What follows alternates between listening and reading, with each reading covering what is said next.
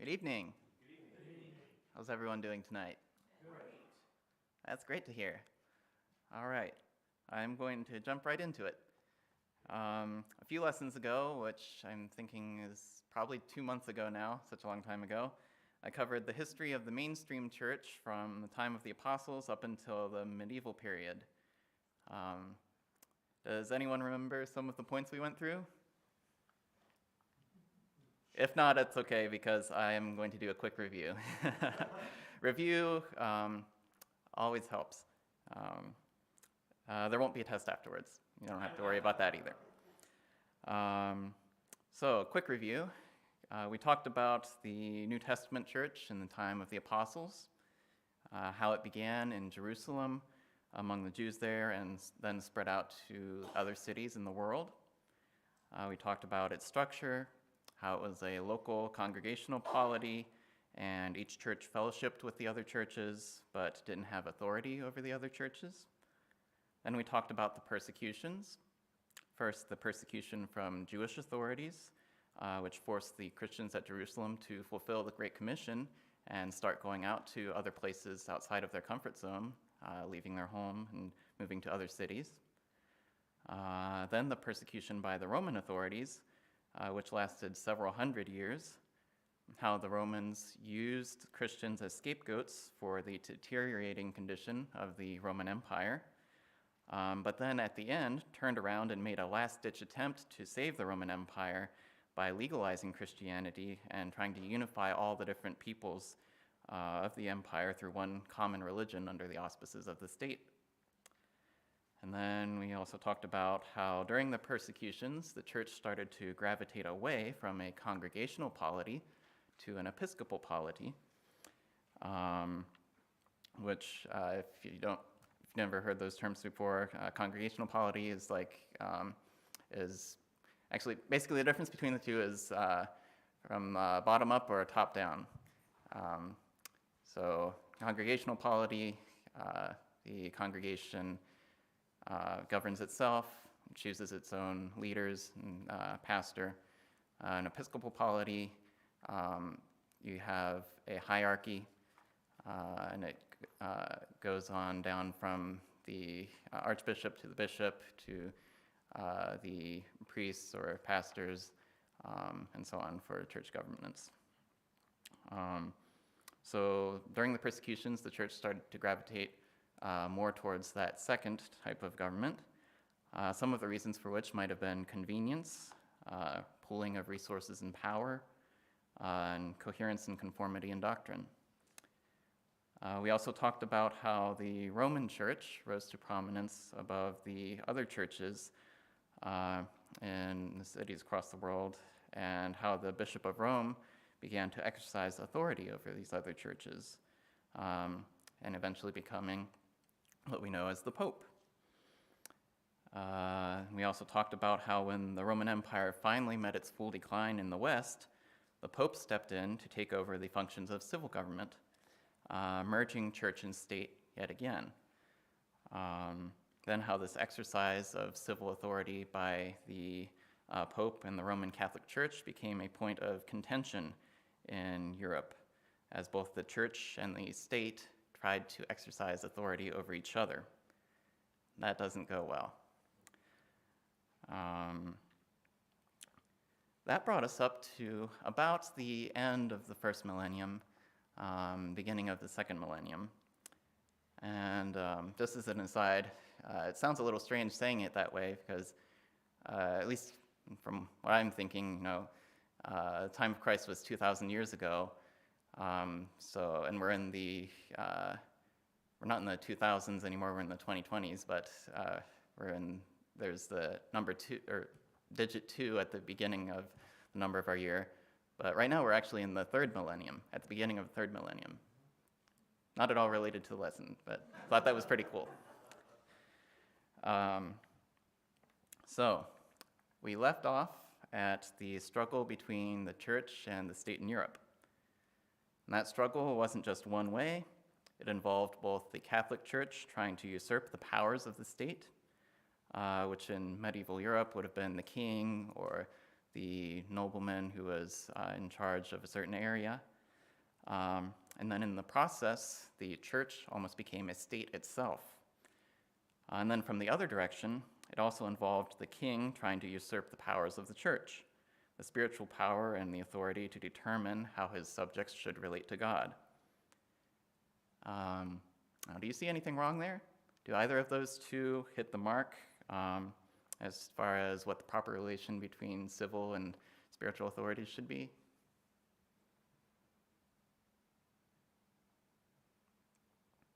Any thoughts?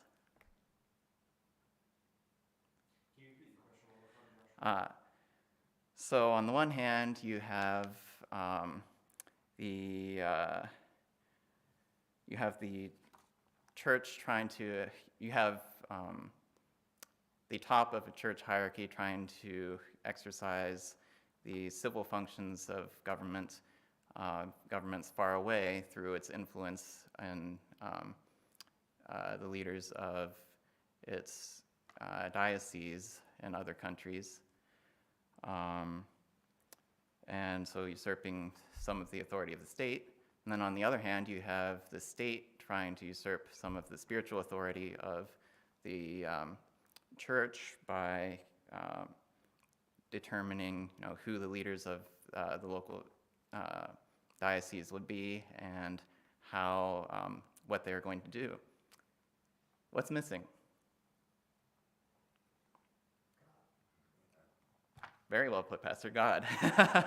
So you have, you can install a church leader who will do what the king wants him to do, or you can install a church leader who will do what the Pope wants him to do, far, far away.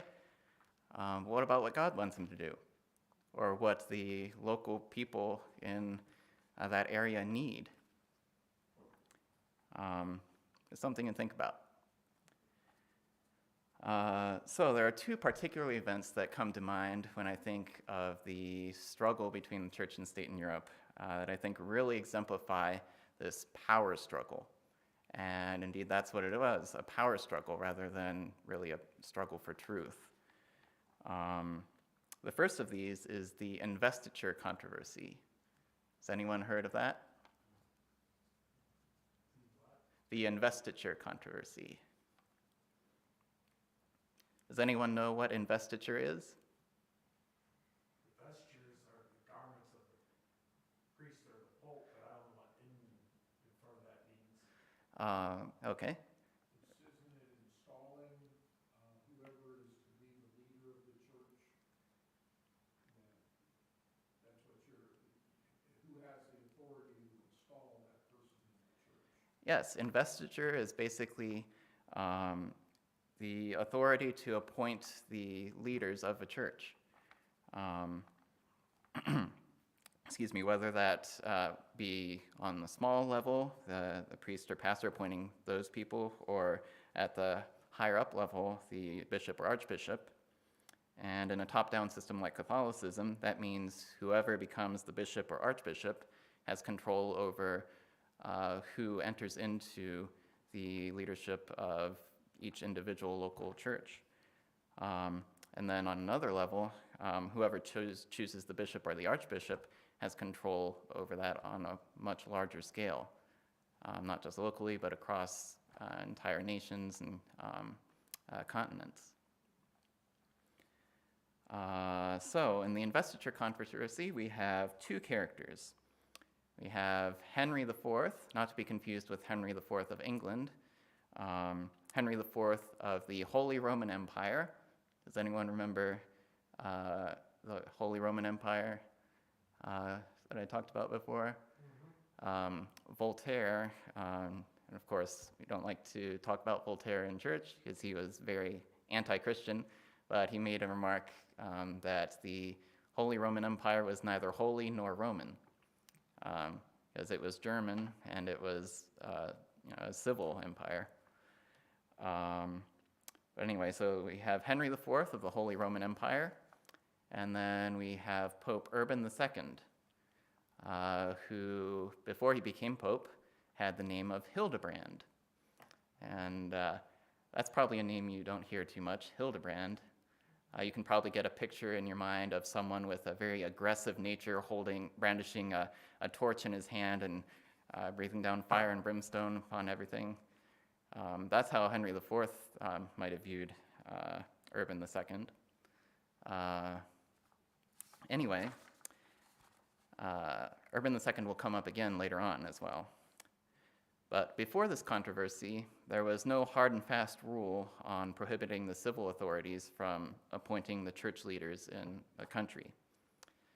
Urban II changed that, however, issuing a decree that prohibited lay investiture, or investiture by people who were not from the church.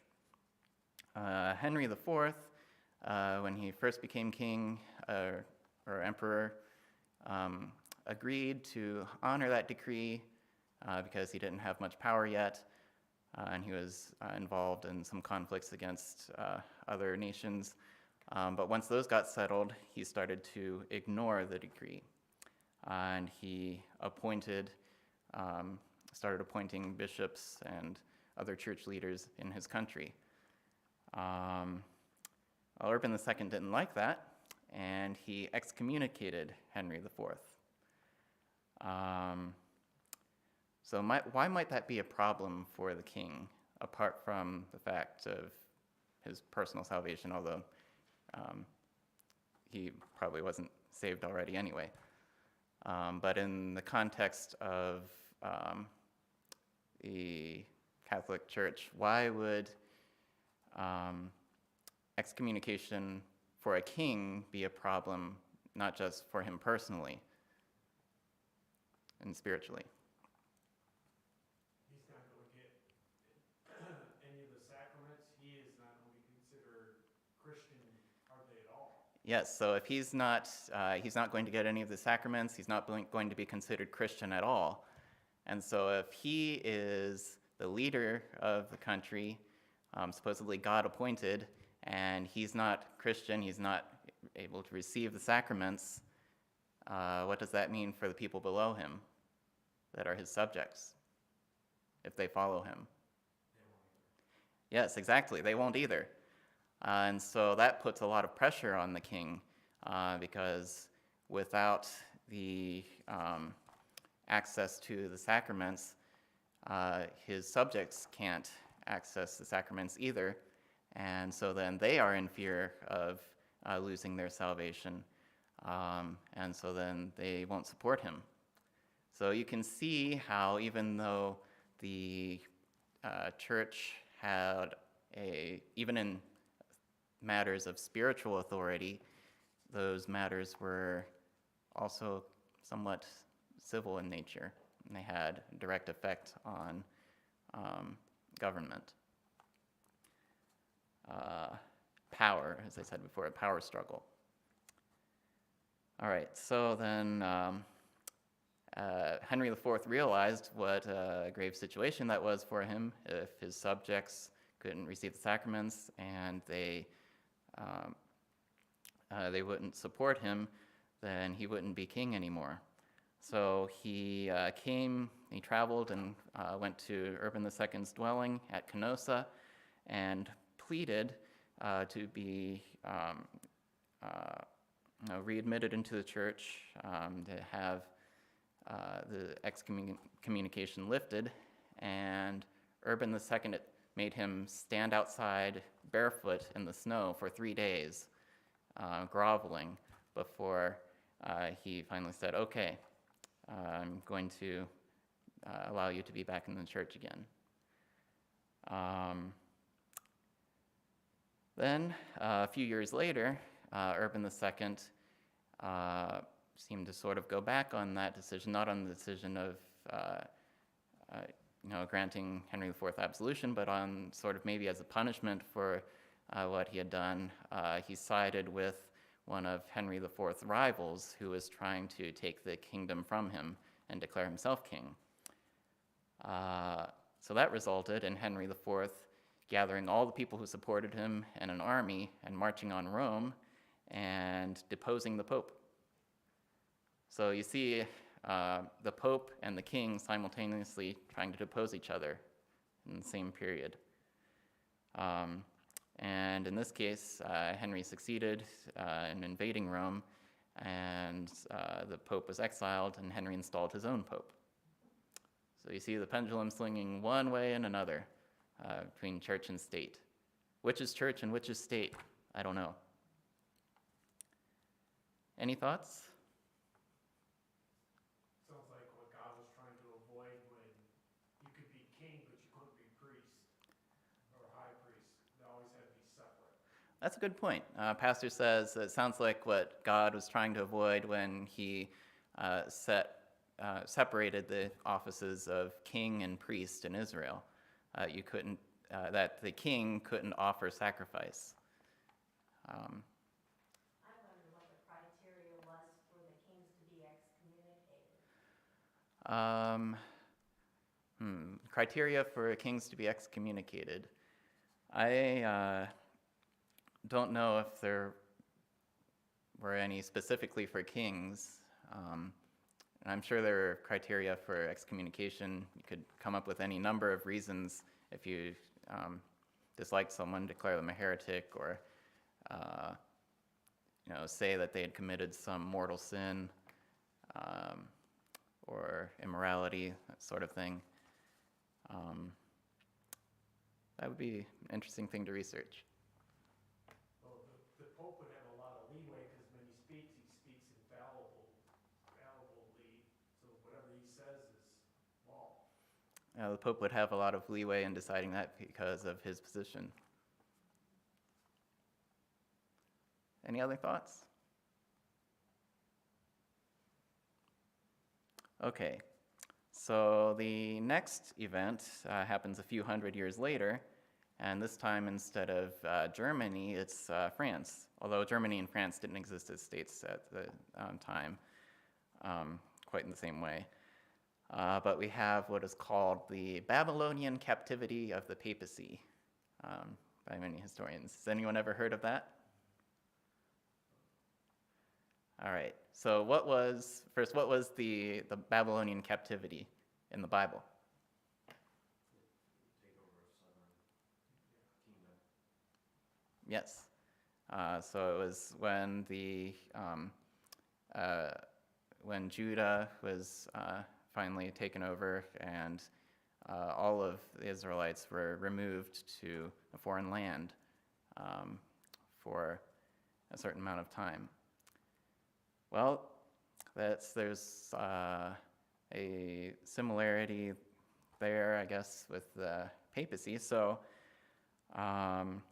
this starts out with Philip IV of France. He had a dispute with Benedict XI, who was the Pope, and I don't think he invaded Rome this time. I think he just sent maybe a very large armed guard as in group of guards, to arrest the Pope. And they arrested the Pope and then forced the election of a French Pope. And this French Pope, of course, lived in France, and he decided not to go to Rome. And so he brought the church and its institutions to France in Avignon. 7 popes followed him in Avignon before finally there was some agitation in the College of Cardinals. And the cardinal is basically a bishop or archbishop of a major city. And the College of Cardinals is responsible for electing a new pope whenever the old pope dies. But there was some agitation in the College of Cardinals that caused the cardinals to elect 2 different popes within 6 months. One was a French pope in Avignon, and then there was another pope in Italy.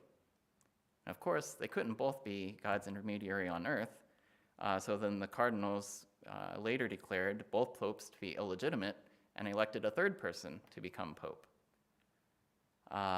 So which person is the real pope? Who has the real authority? For a period of about 30 to 40 years, there were 3 men who were claiming to be pope and attempting to exercise the duties and authority of the pope over the church. Who's the real pope? And that is sometimes referred to as the Great Western Schism. And so there you have, again, interplay between church and state interfering with one another. And so if you hear people talking about the church taking over America as in separation of church and state, they don't quite understand what the merging of church and state looks like. These are some really good examples of when there really is a blur between church and state. You can't really tell which is which. So, that's that. Any thoughts or questions at this point? So we've gotten up into pre-Reformation territory, finally. And we've done that twice before, I think. In my past 2 lessons, at the end of each lesson, we got up into pre-Reformation territory, and then I took us back again. If you got lost in some of the names before that we talked about, at the end of this lesson and the beginning of the next lesson, you might start to recognize some names because we'll be in the pre-Reformation period and the Reformation period, and those names are less obscure. But before we do that, I'm going to take us back yet again, not to the 1st century like I did before, but to the 6th century. Does anyone have an idea what happened in the 6th century? Exactly. Good job, Pastor.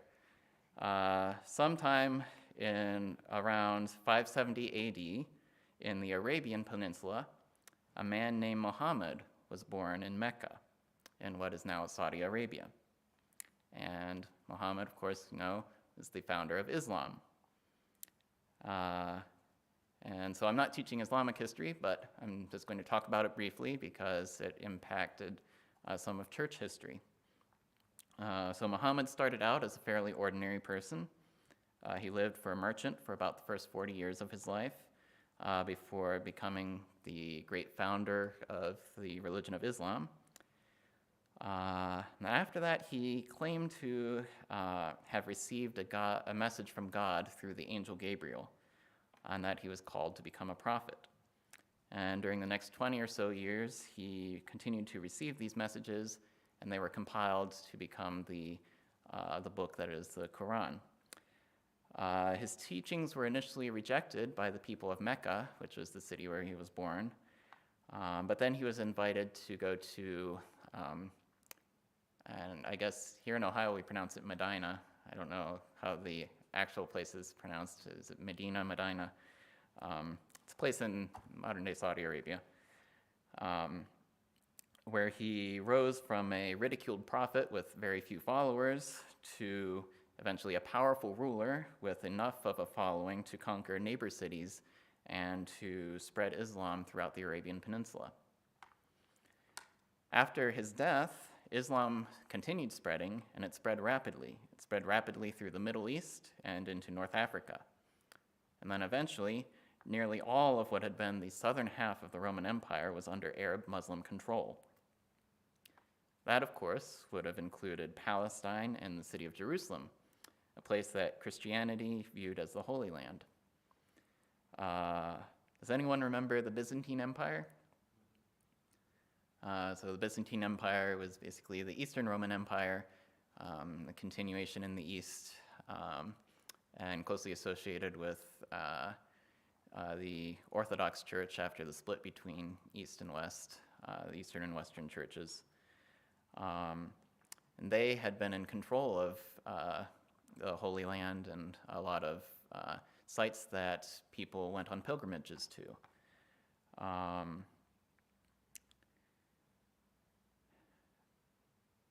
And as they began to lose control,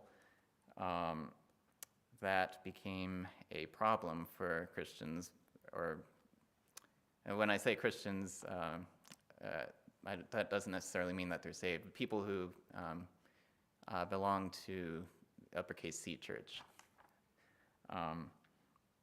But some Muslim rulers allowed the pilgrimages to these places, these holy sites, to continue.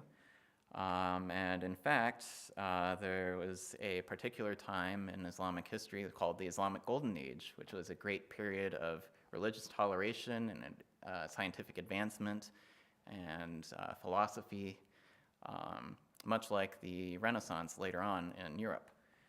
After the Golden Age, however, a new group of rulers came to power who were more radical in their adherence to Islam, and they made it more difficult for Christians to travel to these holy sites for pilgrimages.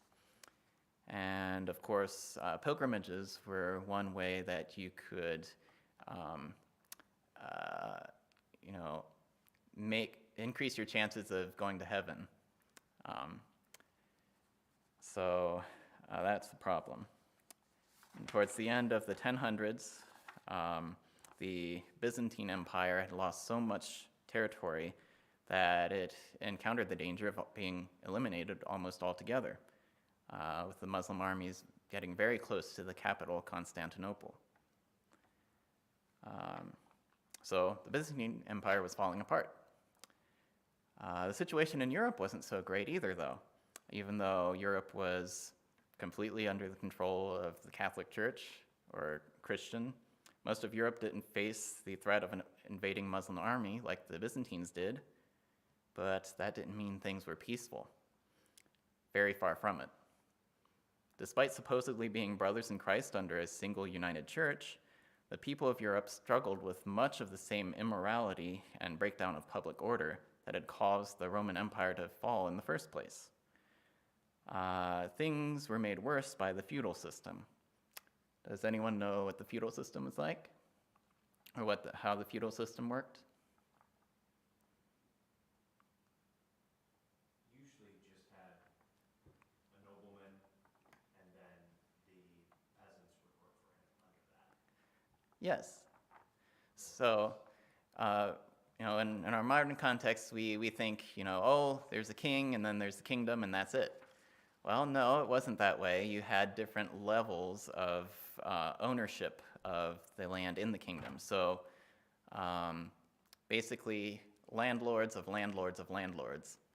The king was the big landlord, and then he had smaller landlords who were the noblemen, and then there were lesser noblemen, and then the peasants below that.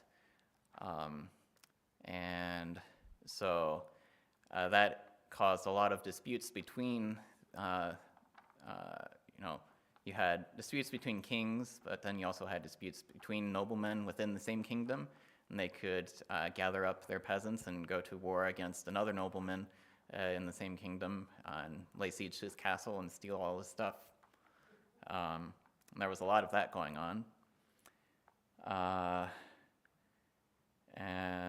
Kings were fighting other kings, noblemen were squabbling and stealing from each other, and in the wake they left constant destruction. And there was also a lot of highway robbery, not just the expression, but actual literal highway robbery.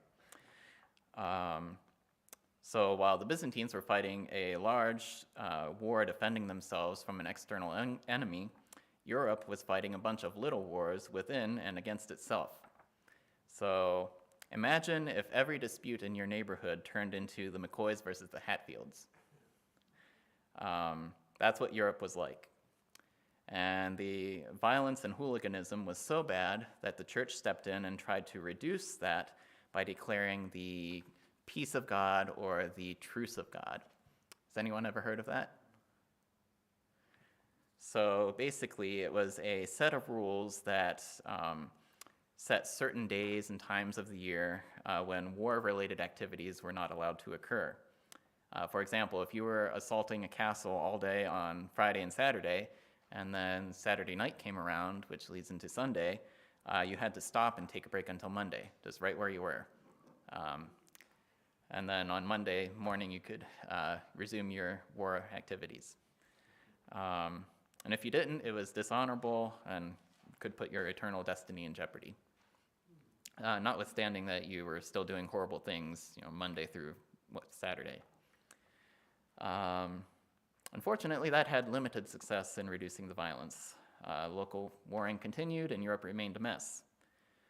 One day, Pope Urban II, we've talked about him already, came up with an idea. If we can't get the men of Europe to stop fighting each other, why not give them someone else to fight? And even better, what if this someone else is nowhere near Europe, so that all the bloodlust and warlike energy that is going on can be transferred out of Europe and put to a more productive end, such as maybe retaking the Holy Land from its Muslim occupiers. That's when the Crusades began.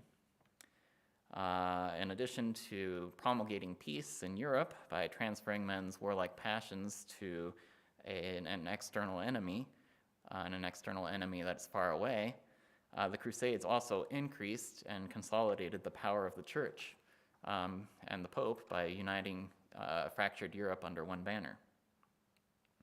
So, what were the Crusades? They were part holy war and part pilgrimage. So, peace and war combined into one, kind of. Many people were enticed to go crusading with the hope of gaining material wealth and riches from their conquests on the one hand, but also glory, honor, and some sort of spiritual standing with God on the other. And some men who had done horrible things in Europe to satisfy their own lusts could cleanse their souls by doing those same horrible things in Jerusalem in God's name. Others among the ordinary people could increase their chance of getting to heaven by both making a pilgrimage to the Holy Land and visiting these holy sites and maybe kissing a holy relic or something like that, and also liberating those places from occupation of heathens. So there were 4 major crusades, actually 7, but the last 3 weren't very successful. The first crusade took place from 1095 to 1099, and it was directed both at helping the Byzantine Empire to hold off the advance of the Muslim armies, and also at capturing Jerusalem and establishing a Christian kingdom there. And it did that. It established a Christian kingdom and several other Christian kingdoms around Jerusalem. But that didn't last very long. So then in 1147 to 1150, there was the second crusade that took place. The Muslims had recaptured one of those Christian kingdoms, the county of Edessa, and the Europeans went to recapture it again. And I think the second crusade was the crusade on which Richard the Lionheart went. If anyone remembers, Richard the Lionheart from Robin Hood, a king who was not there in England, but away at the Holy Land in Crusades. The Third Crusade took place between 1189 and 1192 in a failed attempt to retake the Holy Land yet again because the Muslims had already taken over the newly established Christian kingdoms. And then, that didn't succeed, and there was a Fourth Crusade that took place between 1202 and 1204, which was meant to take yet another attempt at that. But instead of going on to their supposed goal of reconquering the Holy Land, the Crusaders decided it wasn't really worth their effort, and they decided to sack Constantinople instead, which had been giving them the supplies to go on the Crusades and had been their hosts, really. So that's like being invited to stop at your neighbor's house on your way to get groceries, and then instead of going to the grocery store, you decide to rob your neighbor of everything in his pantry and of his money, too. That obviously wasn't very holy. And then the other 3 crusades, I mentioned the 5th, the 6th, and the 7th, had limited success, and by the 1300s, Europe had lost a lot of its interest in crusading, at least away from home. So those were the major crusades that you'll hear about in the history books. But then one crusade that you might not hear about was the Albigensian Crusade. Now we're getting back into the pre-Reformation territory. Has anyone heard of the Albigensians or Albigenses? So why don't you hear much about the Albigensian Crusade? While the other crusades were directed against an enemy who was heathen, not Christian enough, of course, the Albigensian Crusade was directed against an enemy who was too Christian, because the enemies of the Albigenses didn't like their lifestyle. The Albigenses were a group of believers in southern France who saw corruption and worldliness of the Catholic Church, and decided to set themselves apart from it, living lives of simple purity and interpreting the Bible for themselves individually rather than relying on the official interpretations handed down by the Catholic Church. And they had such a compelling testimony in how they lived their lives in comparison to the worldliness of the Catholic priests and institutions that a large portion of southern France decided to start following them and going to their churches. And there was even a short period of time where they were able to build their own church buildings and have schools, and sometimes entire towns became Albigenses. When Pope Innocent III got wind of what was happening, he sent missionaries to try to convert them. And even those missionaries who later became the Inquisition of the Catholic Church, even those inquisitors admitted that the Albigenses were morally upright and heterodox in their teachings, except for their rejection of the Catholic Church and its doctrines that weren't as basic. When the Albigenses couldn't be converted, the Pope declared a crusade against them in 1215 and offered their land to anyone who would join the war against them. And unfortunately, the war was successful in eradicating them from southern France. And their enemies later justified those atrocities that they committed against them by slandering them with accusations that they believed things that they didn't believe, such as the common accusation of Manichaeanism. Does anyone remember Manichaeanism? This dualistic idea that God is there's evil God and good God, and they have to balance each other out. Obviously not Christian, but if you can call someone a Manichaean, then it's very easy to make that person a heretic. The Albigenses were the first major group that could be called, at least in our study, a pre-Reformation group. Pre-Reformation being within like 400 to 300 years before the 95 Theses that Martin Luther nailed on the church door, or said to have nailed on the church door. So we are at the pre-Reformation now, and next time we will get into more of the pre-Reformation groups, some of whom you've probably heard of, and then maybe we'll even get to the actual Reformation. Any thoughts, questions?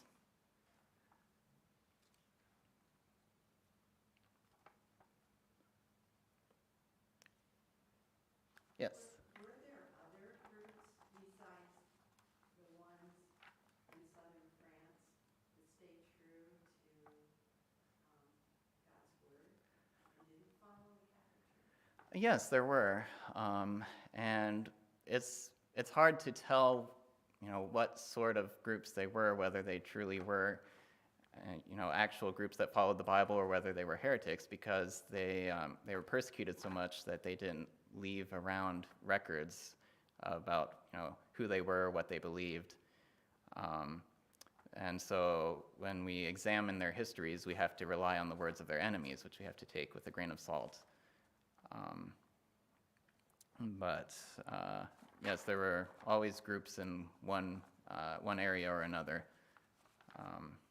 And they didn't always all believe the same thing. They had different emphases. Some emphasized things more than, some things more than other things that shouldn't have been emphasized as much. But, you know, look at us right now. There are so many different denominations of Christianity in the world today, so many different churches, and a lot of them are good Bible-believing churches, and yet we differ on issues of secondary doctrine. You know, it's not much different except that back then they weren't as visible.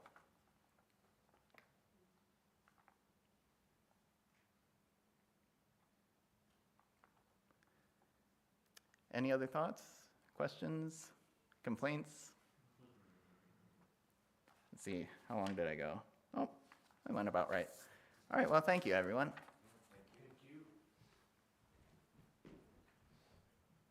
Very informative. Thank you so much. And you can see that someone with absolute power has to be absolutely righteous and just, because they can start out okay, but there's no record in human history they end okay. So that's why God wanted to remain God and not have a king, because it wasn't long and the kings were no good, many of them, because power went to their head. And so thank you for that. That just shows God's plan obviously is right and righteous on how he wants to establish his church.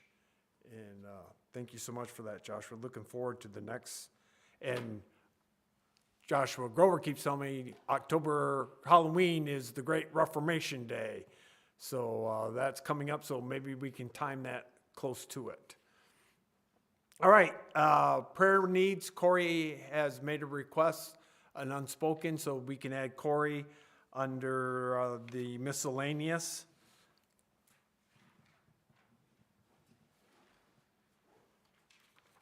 And anybody else have anything else for our group at home?